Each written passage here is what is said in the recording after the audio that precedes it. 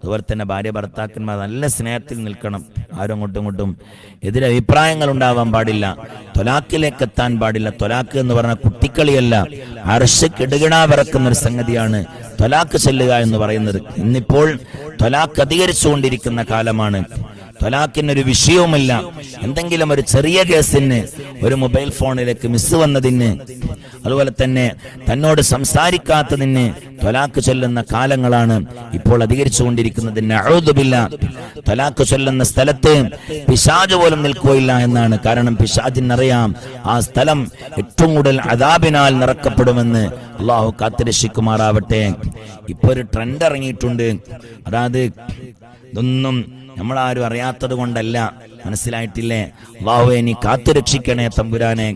ഒരു സഹോദരൻ വന്നിട്ട് പറയാണ്, ഉസ്താദ് എന്റെ ഭാര്യ നിക്കാഹൊക്കെ കഴിഞ്ഞു. നിക്കാഹ് കഴിഞ്ഞതിന് ശേഷം ഞാൻ എൻ്റെ ഭാര്യയെ വല്ലാതെ ഇഷ്ടപ്പെടുന്നുണ്ട് ഉസ്താദെ. ഞാൻ ഒരൊറ്റ നിസ്കാരവും ഖളാ ആക്കാറില്ല. ഞാൻ പള്ളിക്ക് വേണ്ടി ഖിദ്മത്ത് ചെയ്യുന്നൊരു ഖാദിമാണ്. അതുപോലെ തന്നെ ഞാൻ മദ്രസക്ക് വേണ്ടി സേവനം ചെയ്യുന്നവരാണ്. എൻ്റെ കുടുംബം വലിയ തറവാട്ടുകാരാണ്. ഞങ്ങള് കല്യാണം കഴിക്കാൻ വേണ്ടി ഞങ്ങൾ തീരുമാനിച്ചു. അങ്ങനെ ഒരു പെണ്ണിനെ കണ്ടു, അൽഹംദുലില്ലാഹ്, ഇഷ്ടപ്പെട്ടു, അൽഹംദുലില്ലാഹ് ഉസ്താദേ. എന്നിട്ട് ആ സഹോദരൻ പറയുകയാണ്, ആ കല്യാണം നടന്നു. അവളും ഞാനുമായി ശാരീരികമായി ഒരൊറ്റ ദിവസം പോലും ബന്ധപ്പെട്ടിട്ടില്ല. അങ്ങനെ ഞാൻ കരുതി അതാദ്യം അവരുടെ മടിയും പ്രയാസങ്ങളൊക്കെ ആയിരിക്കുമെന്ന്. അവൾക്ക് ഏകദേശം ഈ 19 വയസ്സ് 20 വയസ്സിന്റെ അടുത്തായിട്ടുണ്ട്. അങ്ങനെ ഈ സഹോദരൻ പറയുകയാണ്, ഉസ്താദിനെ ഞാനതൊക്കെ എന്നെ വിഷമങ്ങളൊക്കെ തീരും, പ്രയാസങ്ങളൊക്കെ നീങ്ങുമെന്ന് മനസ്സിലാക്കി. അങ്ങനെ ഏകദേശം ഒരു 6 മാസം കഴിഞ്ഞപ്പോൾ അവൾ എന്നോട് പറഞ്ഞു, നിങ്ങളെ എനിക്ക് ഇഷ്ടമില്ല. അത് എന്നിട്ട് അവളുടെ വീട്ടിൽ പോയിട്ട് പറഞ്ഞു, ഓന്റെ സംസാരം ക്ലിയർ ആകുന്നില്ല, ഓനോട് സംസാരിക്കുന്നില്ല, ഓനോടത്ത് കൊണ്ടുപോകുന്നില്ല. അവൻ പറയാണ്, ഞാൻ കൊണ്ടുപോകുന്ന സ്ഥലത്തേക്കൊക്കെ ഉസ്താദ് ഞാൻ ഓളെ കൊണ്ടുപോവാറുണ്ട്. ഓളെ അസുഖം വേറെയായിരുന്നു. എന്നിട്ട് ഈ സഹോദരൻ പറയാണ്, ഉസ്താദേ അങ്ങനെ നിർബന്ധപൂർവം ത്വലാഖ് ചൊല്ലിപ്പിച്ചു. അവൾ ത്വലാഖ് ചൊല്ലി ഇദ്ദയുടെ കാലം കഴിയുന്നതിന്റെ മുമ്പായി അവളെ വേറൊരുത്തൻ വന്ന് കണ്ടു. അവളുടെ കല്യാണം ശരിയായി. ഉസ്താദ് ഇന്ന് ഞാന് ഏകദേശം ഒരുപാട് മാസങ്ങളായി കല്യാണം നോക്കുന്നു, ആലോചിക്കുന്നു, ഒന്നും ശരിയാകുന്നില്ല. 2ാം കെട്ടുകാരനാണെന്ന് പറഞ്ഞ് എന്റെ കല്യാണം മുടക്കുകയാണ് ചെയ്തത്. ഞാൻ ചോദിച്ചു, മോനെ എന്താണ് നിന്റെ ആദ്യത്തെ ഭാര്യക്ക് സംഭവിച്ചത്? ആ സഹോദരൻ പറഞ്ഞു, ഉസ്താദേ എന്റെ ഭാര്യക്ക് ആദ്യം ഒരു പ്രണയമുണ്ടായിരുന്നു. ആ പ്രണയിച്ച ആളെ കല്യാണം കഴിക്കാൻ ഒരു കാരണവശാലും കഴിയുകയില്ല. അപ്പോൾ കണ്ട ഒരു തരികിടയാണ് ഒരു കല്യാണം കഴിക്കുക, എന്നിട്ടത് ത്വലാഖ് ചൊല്ലുക. പിന്നെ മറ്റോൻ കെട്ടിക്കണേന് കുടുംബം വിലങ്ങ് നിൽക്കൂലല്ലോ, അതൊരു തരികിടയാണ്. സുബ്ഹാനല്ലാഹ്. ഇങ്ങനത്തെ കേസ് അധികരിച്ചു വരികയാണ്. എന്റെ പെൺകുട്ടികളെ, സ്നേഹത്തോടെ ഞാൻ സംസാരിക്കട്ടെ. നിങ്ങൾക്ക് വേറൊരാളെ നിങ്ങൾ കണ്ടുവെച്ചണെങ്കിൽ എന്തിനാണ് പാവപ്പെട്ട ചെറുപ്പക്കാരെ നിങ്ങൾ കഷ്ടപ്പെടുത്തുന്നത്? അവരെന്തിനാ കോടതി കയറ്റുന്നത്? അവരെന്തിനാ വക്കീലിന്റെ മുമ്പിൽ പോയി നിർത്തുന്നത്? അവരെന്തിനാ കാശ് ചെലവാക്കുന്നത്? അവരവരുടെ ശരീരത്തിൽ നിന്ന് പൊടിഞ്ഞു വീണ വിയർപ്പിന്റെ തുള്ളികൾ എന്തിനാ നിങ്ങളുടെ കഴുത്തിൽ മഹറിന്റെ മാലയായി നിങ്ങൾ നിങ്ങൾ ചാർത്തുന്നത്? എന്തിനാ നിങ്ങൾ ധരിക്കുന്നത്? അക്രമമല്ലേ അതൊക്കെ? അനീതിയല്ലേ അതൊക്കെ? മോശത്തരമല്ലേ അതൊക്കെ? അതിലും നല്ലത് വേറെ എന്തെങ്കിലും പരിപാടി ചെയ്യുന്നതല്ലേ? എന്തിനാ ഇതൊക്കെ ചെയ്യുന്നത്? വേറൊരുത്തനോട് സ്നേഹമുണ്ടെങ്കിൽ അത് കുടുംബത്തിനോട് പറഞ്ഞ് അവന്റെ കൂടെ ജീവിക്കാനുള്ള വഴി നോക്കുകയല്ലേ വേണ്ടത്?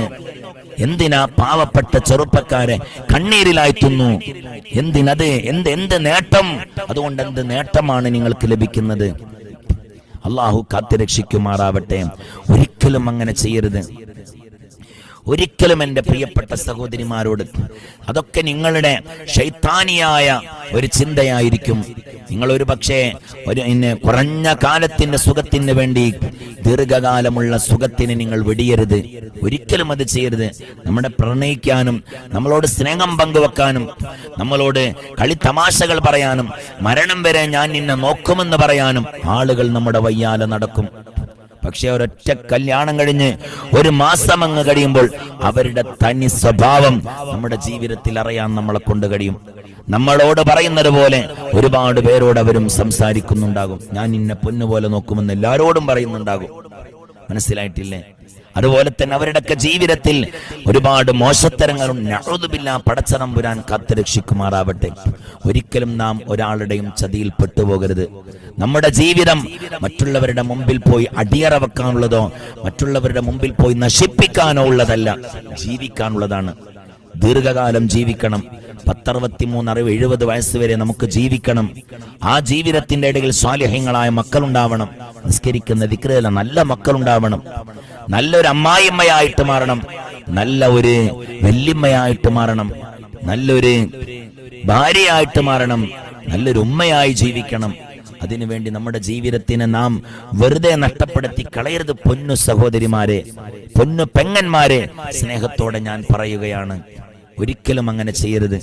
നമുക്ക് നമ്മുടെ ഭർത്താക്കന്മാരെ അവരെ ഇഷ്ടമില്ലെങ്കിൽ ആദ്യമേ നമ്മൾ പറയണം. നിക്കാഹ് കഴിഞ്ഞോ? നിക്കാഹ് കഴിയുന്നതിന് മുമ്പ് എത്ര ദിവസം നിനക്ക് ആലോചിക്കാനുള്ള സമയങ്ങൾ തരുന്നുണ്ട്. ഈ സമയത്തിന്റെ ഇടയ്ക്ക് നീ അത് സംസാരിക്കണം. അതുപോലെ തന്നെ ചില ആളുകൾ പ്രണയമുണ്ടാകും, എന്നിട്ട് ആ പ്രണയം പറയുകയില്ല. എന്നിട്ട് കല്യാണത്തിന് ചെക്കന്മാര് വന്ന് കാണും, കണ്ടിഷ്ടപ്പെടും.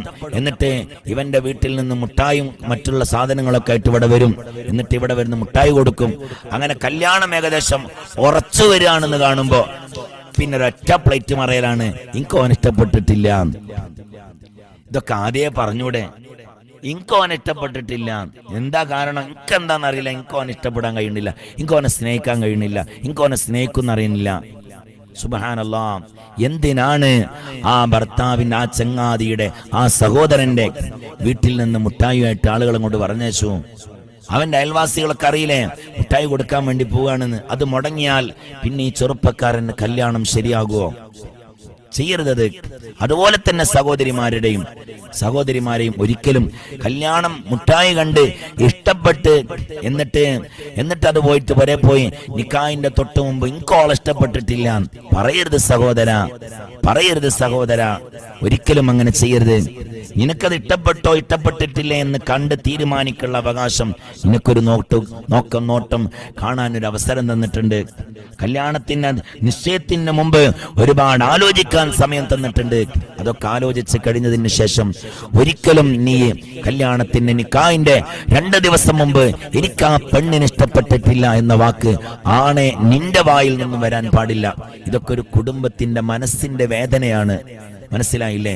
ഞാൻ ഒരാളെയും ചീത്ത പറയുകയോ ആക്ഷേപിക്കുകയോ അല്ല. മനസ്സ് വേദനിപ്പിക്കരുത്. നാം ആരുടേതും വേദനിപ്പിക്കരുത്. ഒരാളുടെ മനസ്സ് നാം ചതിയിലൂടെ ചതിയിലൂടെ കേട്ടോ, അതല്ലാതെ എന്തെങ്കിലും കാരണങ്ങൾ ഉണ്ടായി വേദനിച്ചു, അത് നമ്മൾ ഉത്തരവാദികളല്ല. ചതിയിലൂടെ ഒക്കെ നമുക്കറിയാം നാം അവനെ ചതിക്കുകയാണെന്നറിയാം. എന്നിട്ട് അവനെ മനസ്സറിഞ്ഞുകൊണ്ട് അവനെ ചതിക്കുന്ന ആളുകൾ ചെയ്യരുത്. അതവരുടെ കുടുംബം എത്ര പേരാണ് വിഷമിക്കുക, എത്ര കുടുംബത്തിന്റെ ഹൃദയമാണ് വേദന കൊണ്ട് പൊളയുക. ഒരിക്കലും നാം അത് ചെയ്യരുത്. നാം മറ്റുള്ളവരെ വേദനിപ്പിക്കാനുള്ളതല്ല, മറ്റുള്ളവർക്ക് സ്നേഹം പകർന്നു കൊടുക്കാനും സന്തോഷിപ്പിക്കാനുമുള്ളതാണ്.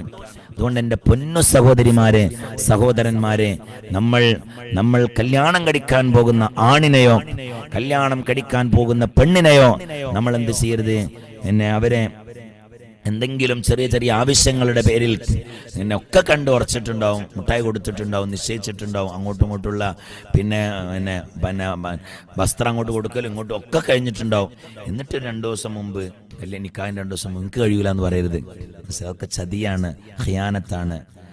പിന്നൊക്കെ അള്ളാഹുവിന്റെ ഖളാണ്. അള്ളാഹുവിന്റെ ഖളാവൊക്കെ നമ്മൾ കുറെയൊക്കെ ശ്രദ്ധിക്കണമല്ലോ. അള്ളാഹു സ്വീകരിക്കുമാറ. എല്ലാം അള്ളാഹിന്റെ ഖളാണെന്ന് പറഞ്ഞ് തട്ടാൻ പറ്റുമോ? അള്ളാഹു ഇനി സ്വീകരിക്കണേ റബ്ബേ.